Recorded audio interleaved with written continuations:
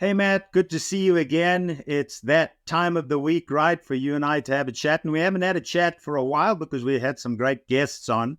So I'm looking forward to just you and me talking to each other again. How have you been? Oh, I've been great. I have to admit that running has been a little bit more of an issue as hot as it's been this summer. And I have an 11-year-old. So what I'm doing right now is running with the Velcro for about 10 seconds, letting the Velcro go and running for another 10 seconds or so. So I'm enjoying that, but that's the kind of running I'm doing these days with my daughter, Mia, in the mornings before it gets too hot or later on at night. A lot of fun, actually, but yeah, I'm not ready to race. We'll just put it this way. And that's been a bit more of a challenge this summer. It's been hot. How about you guys? It gets pretty hot even where you're at, right? Yep, no, we've been high 90s and pretty humid. We've been having a lot more rain than we used to. And then I have a bunch of my athletes up in the Northeast that are really still struggling after literally months now with smoke from the fires. And I was just telling one of the coaches that I work with one of our elite athletes, telling him this morning that, this idea of trying to do heat and humidity training and doing it at altitude and training hard for a championship race is too much stress. You have to choose, right? And Yeah. so I've literally got one of my athletes indoors now. She's got a whole lot of lung issues going on from the smoke, even though she's only doing her easy stuff out there, but it's still too much.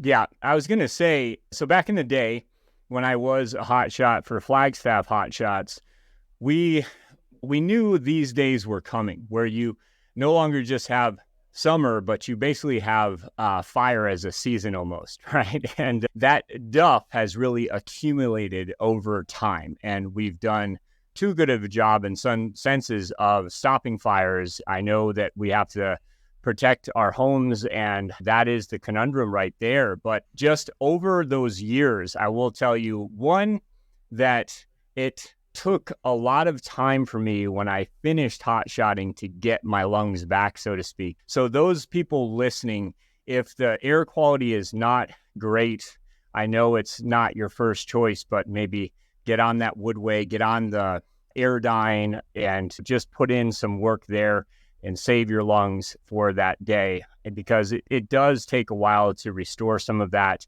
And the more that you're exposed to that, I think the more damaging it can be in the long term for you. I estimate that it took me about a year before I started to really get my capacity back, and about a year after that to where I was able to really feel like myself again with my breathing and my running. So silver lining to that was that I started to really pay a lot more attention to breathing and how I use that breathing for my running. So I think ultimately I became a better runner for it. But just keep that stuff in mind, guys. And with the heat, of course, we always just want to be safe out there and realizing that you are going to be exposed if you're training for a race that's going to be quite hot and you need to get used to that. Fantastic. But those recovery issues are something that I think we can talk a lot more about in a future podcast. Let us know if that's something you're interested in, and we can talk more about heat training as well. Yeah, and with the smoke, there's only really one advantage, right? You just get a little less sunburn because that particulate matter reflects the rays away from you. But just remember, your lungs are mucousy little bags, right? And this stuff accumulates right down in the bottom of your lungs and in the corners of your lungs. And as Matt was saying, it takes a long time to get it out. As endurance athletes, it helps to get that muck up, but pay attention. Yeah, and the last thing that I have this little service announcement, but when I was hot shotting for a season, they asked me to carry a sensor. And I did that. And they came back to me with the data at the end of that season and said it was the equivalent of you smoking 2 to 3 packs a day every day. That's the kind of damage we can be talking about. Of course, hot shotting, you are exposed to even heavier conditions with the smoke and things like this. But still, it was quite daunting to realize I had become a smoker without realizing it. Just keep that in mind. Stay healthy out there. make smart decisions. Sometimes that means stay inside. Yeah, and pay attention to those air quality numbers that you get from your phone or from your television. Welcome to the Run Form Podcast. I'm Bobby McGee, running mechanics expert. And I'm Matt Pendola, your run-specific strength coach. Matt and I have been working together for almost a decade on some of the top athletes in the world, and we've decided to share that process with you guys.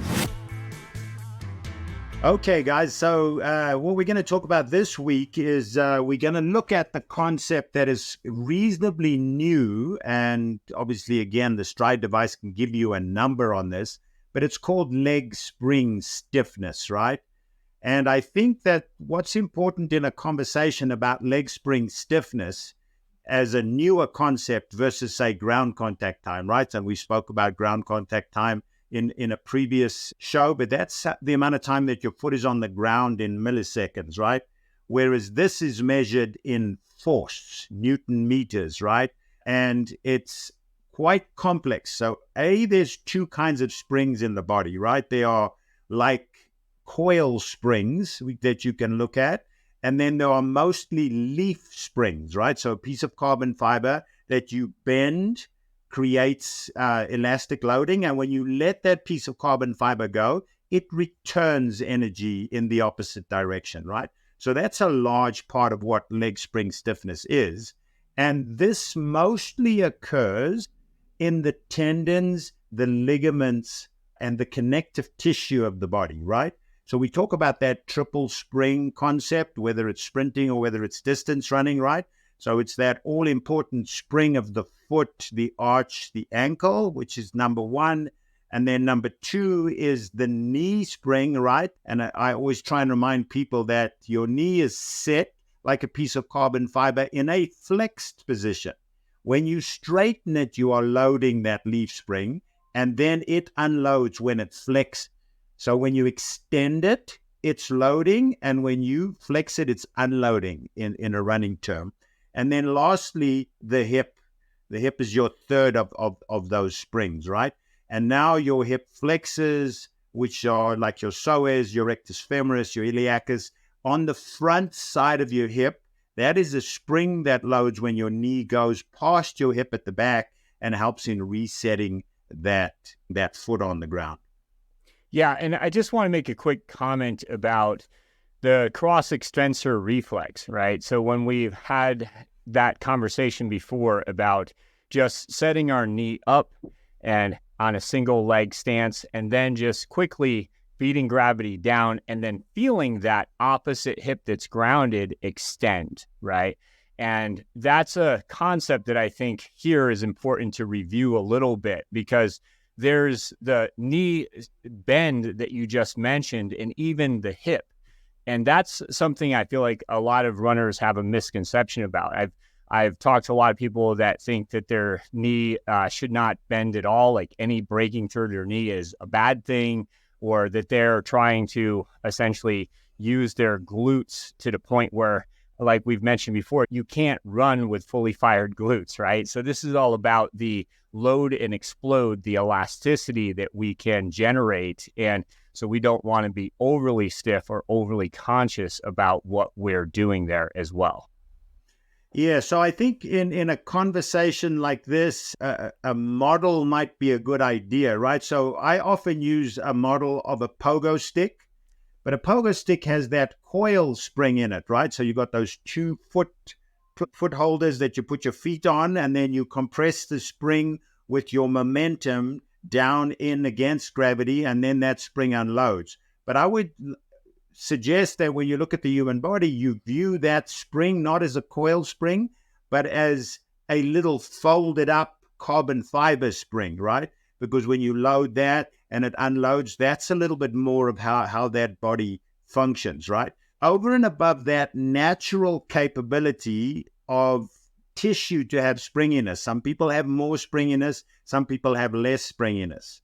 In Matt and I's world is we look at a number of things, not only increasing the access to your springiness that you have, right? So in other words, working with the muscles and the tendons and the ligaments themselves to increase that elasticity, but there's also the consideration from the top down. What are we working against when we're running, right? We're working against inertia, all right? So we've got to overcome resistance, all right? And we have to overcome gravity step after step. So when somebody's accelerating smoothly on the track or on the road, inside of that acceleration are braking moments and acceleratory moments. Every time you put your foot on the ground, you brake. So it's not a question of the best runners in the world don't brake at all. The best runners in the world brake the least. All right. And so now, and Matt and I have become increasingly aware of this as we work with individuals, right? That there's a finite amount of springiness that you can add to somebody, but there's a huge amount of containing and stabilizing and sorting out the direction of this elastic return. That's where we can do a huge amount, and where a lot of people, even the pros, display lacks in capability or even realizing how much power leakage there is. So take that pogo stick again and push it down into the ground, right? And then bend it. That impacts how not only the direction, but also the force of the return of that, right? So you can be the springiest person in the world, but too upright, too much vertical oscillation. You're using all that elastic return to go up and down. And up and down in our world is as a result of fatigue. As fatigue sets into the structures of the hip, the groin, all right, the pelvis, the knees, so things become shortened up. Launch ankles change. You start launching too upright.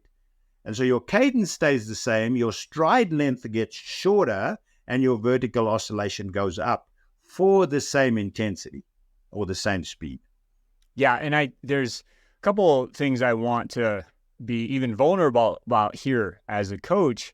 Before I really started to work with you, and I'm saying now, 15 years ago, I was talking to a runner. We happened to go out for a trail run a couple weeks ago. And he said, Matt, I'm still doing the things you taught me. I run nice and tall. And I went, oh, okay, we've got to talk. And I had already picked it up watching him run. And I was in my mind thinking, okay, here we go. I'm going to end up having to retract my statement, right? And that's how I was taught, right? And it's a good overall concept if you consider that pearl that we talk about that needs to be slightly forward under or in your center of mass, right? Under your sternum, between your belly button and your sternum, and then hinging through the ankles a little bit more. And so that long, strong concept still stands true in a sense to me, but with a little bit of a caveat here where we have to talk about what that really means. But yeah, that's what I was hoping that you would get to and talk about when I said that we have misconceptions about what should be able to absorb force, because we ultimately have to put on the brakes at least a little bit. The old me was thinking, okay, we can bypass that. And ironically, by trying to bypass that, we were making that even harder to do. So yeah. But yeah, that's what I've learned. And so we're trying to make sure the audience understands this today. Yeah, there are so many subtleties in that whole conversation, right? This is one of those podcasts that's really hard to do without visuals, right? But if you consider yourself from the top of your head to the bottom of your forefoot or your midfoot, right? Like a ruler, right? Like a plastic ruler. That ruler can flex in multiple ways, right? So if you are, let's say you've got a nice optimal angle of attack, right? You've got a nice forward lean. And now remember, forward lean is predicated also on velocity, right? So the faster you run, the more you can forward lean. If you lean too far forward from the ankles and are running very slowly, you get something that's called over rotation, right? That means that your foot comes through and is moving forward when you hit the ground. All right, so now you're putting on the brakes more. And we know that foot should gather the ground, but it's not gathering the ground because you're running with a circular motion.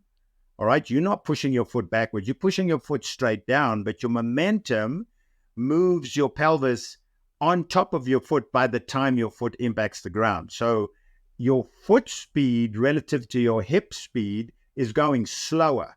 And a lot of people, when they straighten their knee and they're looking for the ground with their heel out in front of them, in other words, they have a reaching running style or a floaty running style, they're actually increasing their foot speed relative to their hip speed, making the braking more egregious, right? Yeah. So that's such a hard concept to understand, but let's rather just stick with that concept of the ruler, right? So if the ruler hits the ground and say the pelvis goes forward, so the ruler bends forward, right? That means that some of that elastic energy is being dissipated. Mm-hmm. All right. And so you want to keep that rib cage really squarely on top of the pelvis, all right, and quite rigidly on top of the pelvis so that you don't lose that elastic return. And so, Matt, your specialty is for people to realize that muscles cannot push. So if you need to push down, remember when you're hitting the ground as a runner, your leg is under the one side of your pelvis. The other side is hanging in space, coming down to the ground 1.5 to 3.2, 3.3 times your body weight, depending on how fast you're running. And it's completely stuck in space there. And when it hits the ground, that unsupported side of the pelvis wants to drop down, right?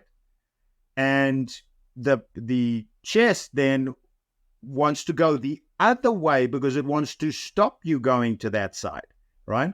So that complexity of strengthening, empowering, stabilizing, coordinating, balancing, that all plays a role in how your leg spring stiffness is expressed. So you might only have X Newton meters of leg spring stiffness, and with the stride device, it's showing up what you are producing.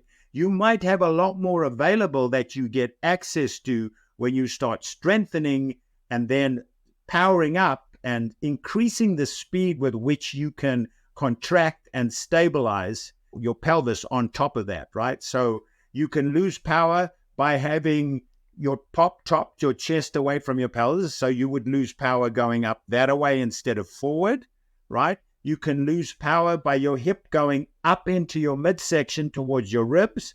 Now you're landing with that soft basketball, all right?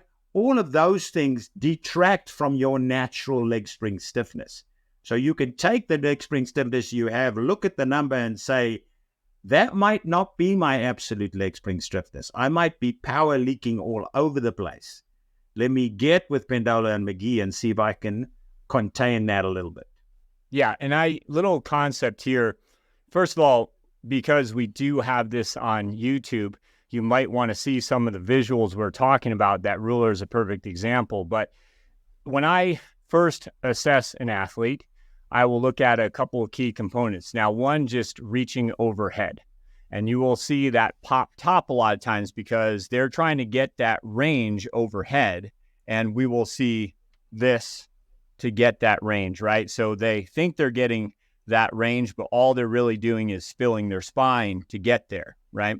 Now, the other key concept we tend to look at is just when somebody level changes down, especially in a squat, and we'll see that torso lose position. In other words, it's if you've got longer femurs, your torso is going to go further forward when you squat down, but are you matching that torso line parallel to the shin? That's one of the things I look at. So is your shin and your torso coming down together? Why that's important is because it tells me you're connecting the top of your body and the lower part of your body together. In other words, imagine you're trying to keep the shoulder girdle and the hip girdle connected as you level change. So that concept is really the base of what we're talking about, because without that proximal stiffness, we cannot have the distal athleticism we're looking for. That's a Stuart McGill, I believe, concept of irradiation that I think really plays in well with this conversation. Yeah, so it's so easy without the right correctly trained eye to look at somebody have this beautiful extension out the back, but not realizing that extension is unloaded because they've lost the pelvis. So the pelvis is anteriorly rotated in order for them to get that great back kick. So there's no elastic loading in the front of the hip there. That hip needs to be down. And the sprint coaches will often come to us distance coaches and go, you guys have got an eighth of the story here. That figure that you see that looks like Kip Keino and what was the guy that won the 1500 against him, where they were the white Northern European guy and the black African in exactly the same position. They have that beautiful extension out the back, but their pelvises are square. So in other words, there's loading in the front of that pelvis and it's able to shoot that knee back underneath them so that they can reset their foot. But if you are achieving that extension by anteriorly rotating your pelvis and your core gives way, now you are over rotating, you stuck, right? So we talk about front end mechanics in running, in distance running, are extremely important, but there's no part of front end mechanics that should be in contact with the ground. But you set your front end mechanics up while you're in the air so that your mid mechanics and your back end mechanics are appropriate, right? So there is that little bit of the seated look in transition that you have to have, right? You can't be tall through there. So when people say, I was always told to run tall, and I said to him, yeah, running tall is good, but that doesn't mean that your chest disconnects from your pelvis. Doesn't mean to say you posteriorly rotate your chest and you anteriorly rotate your pelvis to achieve that look, right? And there's just nothing between your rib cage and the top of your pelvis. All it is a big old spongy shock absorption for all this hard work that you're putting into leg spring stiffness, and then it's just going to waste in your midsection, right? As you transition across. Yeah. And I think for those people who are interested in our run form program, that's where we do have a graduated approach over 12 weeks towards mastery. And then, I get this question a lot actually, is you get that program, it's yours forever, because a lot of people are repeating that program. And I encourage that for at least another cycle to really start to get these concepts down from that unconscious incompetence where you don't even realize you're doing that, where you're anteriorly rotating your pelvis. And then we're slowly starting to adapt those changes where you're able to set your knee in front of you in those front end mechanics. But that's something that's a graduated approach, especially if you've been running for a long time, right? If you're confused listening to this, how do I change that?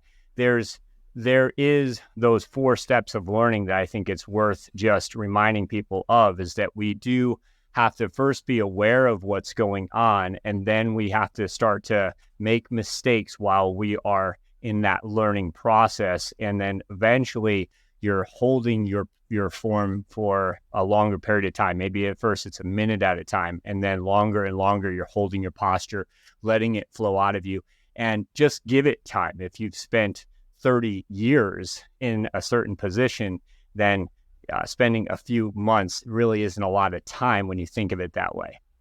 It's absolutely essential that you take that on board, right? I was a phys ed teacher for 12 years, and that's where my degree was in, right, in human movement studies when I started out in university. And the amount of times that it dawned on me as an acutely aware physical education student when I went into teaching, that coaches at that time would say, go and warm up. And then the coach would go and deal with administration and organization, would not pay attention to the warm-up. Even if the athletes were doing drills, or in those days, passive stretches and stuff like that, right? The coach wouldn't pay attention to how the athletes were doing those things. It literally should be the other way around. When you start running in your workout, all right, then it's about effort management and that kind of thing. But the key parts are the setup, the warm-up, the preparation, all those activities. That's where you should be paying attention. I had the experience the other day. I was working with one of my Olympic athletes, and I had some junior athletes getting ready for World Junior Championships also in attendance, and I worked with them afterwards. And I was so struck This athlete that I was working with is a swimmer. She grew up as a swimmer, but I've been working with her now for 2 years, right? And I was so struck by how differently she moved when I started working with the younger athletes again. There was a 17-year-old and I think there was a 19-year-old. Started working with these two athletes, and I realized that all that they were short was that period of mastery. All right. And the same thing with Flora. Flora said most of these things took her about 18 months before she really started to feel that she owned them. And this is a person who knows how to move her body in space. And the same with my milers. It's always the same thing. It's just that realization that attention to detail, cognitive intervention, frequency, not when you're fatigued. This is when you need to start doing these things. There's some of the best sessions of loaded mobility and some of the best sessions of banded dynamics, right? You're not just mindlessly trying to strengthen yourself or add power. Just the process of concentrating slowly through the movement has so much greater value because it increases that awareness. And so I work quite a lot with athletes going, when you start off running or when you start off swimming or when you start off biking, don't be thinking about your form. You've got to be using these mood words. You've got to trust that your body's in a good place. Only when you start falling apart and when you start fatiguing, now you can check in and say, why am I doing this? So this research about stitches, this research is about loss of form, showing that cramp, stitches, all these things are coming from that inability to hold a certain posture, which is a really complex conversation, and you need a lot of patience and a lot of awareness, right? Distance runners hate recovery, and yet this whole business of learning how to run properly requires a lot of frequency and a ridiculous amount of rest. Yeah, I refer to this as patience phase, especially the first few months that you decide you're really going to go for something like this. If you're not ready to really give that intentional tension, then I feel like you're not ready. And as much as I believe in our programs, as much as I believe our programs will serve you, if you are not ready for that, then it won't serve you the way that we would like it to. And so really, I was just thinking as you were talking, smiling a lot, because I've had an athlete that in particular I've been working a lot with. We initially looked at some very simple tests, and one of them was just grip strength. One side was a lot more reduced than the other by more than 15%, actually. I do the numbers. Now, the concept of being able to apply that tension and that irradiation I mentioned, that's why that's a thing that I do like to look at in particular. And so as we're going along, that grip strength is now matching up closer and closer. Okay, so it's less than 10% already after a couple weeks, and it's getting better, I feel like, every day.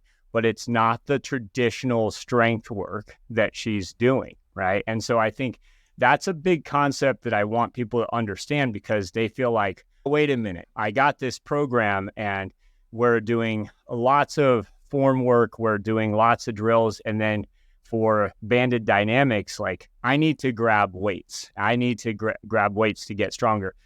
I'm going to say this now, and I'm going to say this in 10 years from now. Right? We need to look at mobility. We need to look at motor control.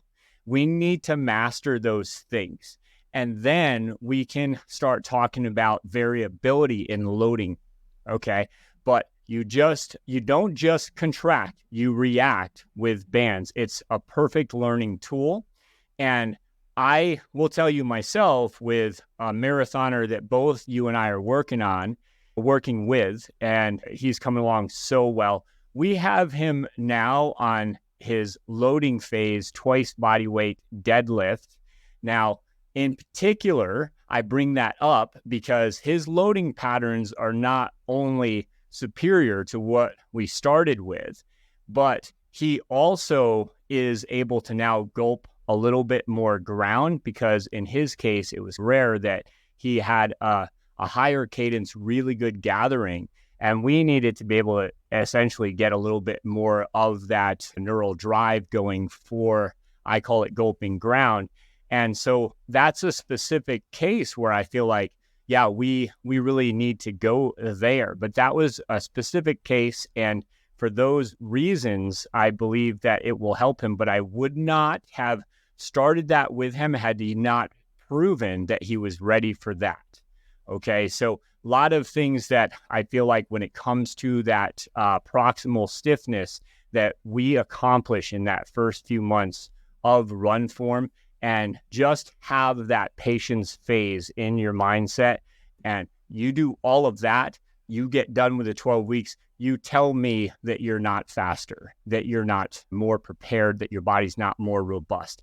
Now you want to start getting into your base phase where you're starting to really lift heavy shit. Honestly, that's where I believe the programming can really help, with the right programming and the right heavy work. But that's not something we just dive into, even though you might say to me, hey, I've been lifting heavy for a while. Oh yeah, how's that working for you?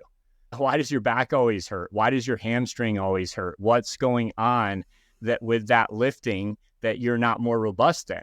It's not just as simple as mechanical loading for cyclic action. Like, we have to have more stages and steps for that result we want. Yeah, it's interesting how language creates pictures, right? So often when you say that is a robust individual, you're talking about an individual that looks big and looks strong and so on. And that's not the robust that Matt's talking about. And it brings up a really good point, right? We are promoting what we do as a way for you, to run more effectively, which basically means run further at the same pace or run faster for the same distance. All right. So it's a performance conversation. And so kinematics is not the end goal. We don't want you to look a certain way when you run. We want you to perform a certain way. But we use kinematics, whether those are kinematics during dynamic mobility drills or whether they're kinematics when you are running, to discover what's going on under the surface. So I will look at a runner, I will see something, I will say something to Matt. Matt will take the runner and go, do this. And then the runner will fail that test. And then we'll know underneath the hood, what was the kinematics pointing us to? And then we can address that. And then we come back, instead of telling the runner, you need to bend your arms more, they're already bending their arms more because we addressed the reason why they weren't bending their arms. So it's such an important thing to understand that running is not ballet. You're not trying to create an aesthetic movement. You're trying to create an effective movement that is durable so that you can load training on it. So you, just like you're trying to add cardiovascular capacity, right? I heard this again the other day, and it's fresh in my mind. I love this idea that 80% of your work is aerobic conditioning, and it's depositing money in the bank. 20% of your work is preparing you to race, right? But it's actually withdrawals. It's beating you up to do that 20% of the work. So the greater your capacity can be, the less the 20% is beating you up, and the greater the 20% is, because it's 20% of a larger capacity. Just so that people start seeing it that way. So we are trying to, through the work that we do, change the way that you load or improve the way that you load, but also expand the load that you can handle. So just the simple thing of standing on one leg dynamically, having come down in the ground, realizing that everything must go the opposite way, right? It's just impossible to do that. So a PT or a strength and conditioning coach might say, okay, that floating hip is dropping too much. Let's strengthen that hip. And then we start learning, oh, wait a minute, he's only on the ground for 20 milliseconds, for 200 milliseconds. That's the only time that he's on the ground for. So no amount of strength is going to make an impact to that. It needs to be really fast when that happens. And then even if it's really fast, it only starts reacting when it starts to drop. So you're already too late. So now the next step comes in. The way you go into the ground needs to be set up differently so that it doesn't show up that way in the first place. So if your hips are going into the ground square, a hip is going to drop. If it drops more than 11%, it's a problem, right? But what happens if you go into the ground and it's not at 90 degrees, it's a little higher. So then when it drops to neutral, less power, less leg spring stiffness wasted, all right? And all of those come about as a result of that start of what are you doing? Why are you doing it? How can we address it? And in the end, it comes out to, I'm using less oxygen so I can go faster. Hello. That's why you're the best, Bobby. For a rare occasion, I'm stumped to add anything. I just listen to that again. That should be a clip of ours, and listen to the entire clip, not just for 7 seconds, right? It's beautifully said. And ultimately, I'll wrap up my part with this, is that if you are looking at the entire body, you only get one body. So what you said about capacity, I think about longevity as well. And I know you do too, but it's not just enough with the marathoner I'll talk about, because I know Ryan Peel, I know he's totally up for us talking about his process, right? And Ryan wants to be able to do this when he's in his 80s even. He wants to be able to be out there in the woods running fast and free and just be. Right? And so that is a concept that I am trying to always keep in mind as a coach. Yes, I want people to achieve their PRs and get their best out of themselves. Performance mindset, it doesn't, if you are somebody who's just now trying to go from a 5-hour marathon to a 4.5-hour marathon, you have a performance mindset, especially when you're willing to do the work. But more importantly, I want you to be able to say, eventually you want to break that 3-hour marathon, and that's your main goal. Fantastic. Now, how are you doing 10 years later? Because those 90-mile weeks may have exceeded your capacity to the point where you say, yeah, I used to be a runner, but it was bad for my knees, so I had to stop. I mean, listen to our knee episode and you'll understand why that's nonsense. But we do have to look at the longevity. And I think that really, for me, if I had to prioritize, I am prioritizing longevity with every athlete, even Ben Canute. I absolutely agree with that. And I'd add a little nuance to that, right? That we're trying to get the peripherals to balance up to what the central physiology can do, right? So what the engine puts out, we want the chassis and the wheels and the transmission to be able to handle the bearings and all those kind of things. And that's our stock in trade with run form, is everything but the engine, right? But if you expand the mechanical capacity of an individual, you are reducing the relative load because the capacity is greater, right? So if somebody is receiving the ground more effectively, in other words, their ground contact time has decreased, right? Their cadence has increased, all right? That just means that they are absorbing less impact for the same work because we increase their capacity. And that's why for a long time, working on somebody's run form used to be, okay, we do that so that people don't get injured. But that not getting injured has a positive, right? And it's not just I'm trying to avoid injuries. It is, no, I'm now more consistent. And if there's one piece of research in the world of endurance that is irrefutable through the ages, through the decades, is consistency makes performance.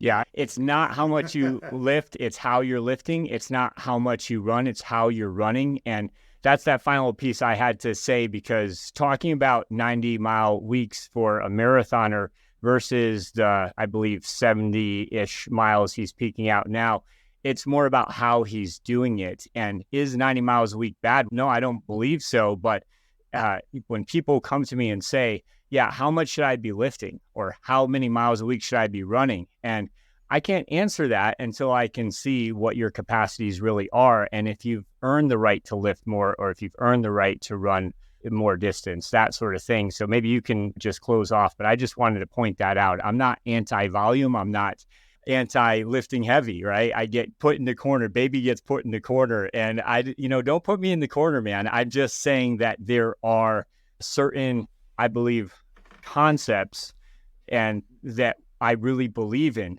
There's a lot of ideas, there's a lot of variability, but there's very few proven concepts. And we are trying to get that out, the proven concepts that we know will help you.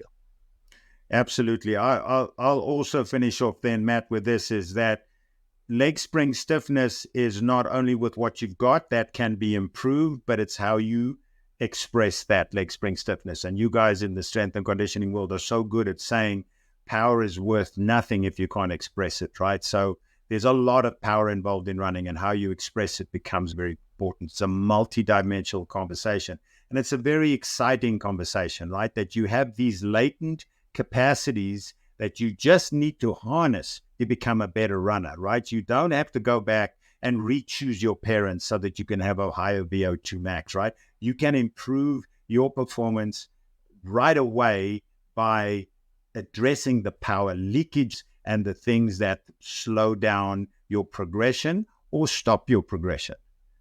That was great, man. Thanks so much once again, man. That's enjoyable talk this week. There's so much stuff we could get into, but I think we did a reasonable job on touching on the stuff and not getting too much stuck in the weeds like we're fond to do. Because I know every time you say something, I'm going, I got to remember that. I got to jot that down because there's an application that I've not thought of before. Yeah, no, thank you, Bobby. As always, it was a pleasure. And to finish the podcast off, I would just say, if you do have specific questions, we remind you that on any question you can get on there, ask a specific question. You can always do the old email too. The snail mail is another way, still exists. But point is that we are here for you. If you have some specific questions that we can help you with, then that's what we're here for. We want you to understand what you're getting into and why. So ask away, and we'll see you guys next time. As always, thanks for listening to the Run Form podcast. And as a reminder, we offer a totally free movement improvement assessment on our Pendola Project website. Here you can get your own personalized protocol that will help your running today. So give that a try. Also, Bobby and I are experts on any question app where you can ask us, any question. So reach out to us directly there. Finally, if you learned anything new today, don't forget to share it with your compadres and leave us a quick review. That really helps us a lot. All the links you need are in the show notes below. Till next time, have a great run. Oh, that was awesome. Yeah.